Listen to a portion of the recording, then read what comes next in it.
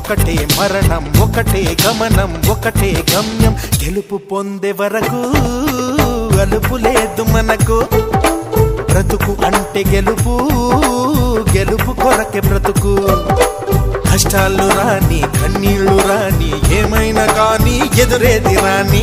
ఓడిపోవద్దు, రాజీ పడొద్దు, నిద్రే నీకొద్దు, నింగి నీ హద్దు. ఒకటే జననం, ఒకటే మరణం, ఒకటే గమనం, ఒకటే గమ్యం. గెలుపు పొందే వరకు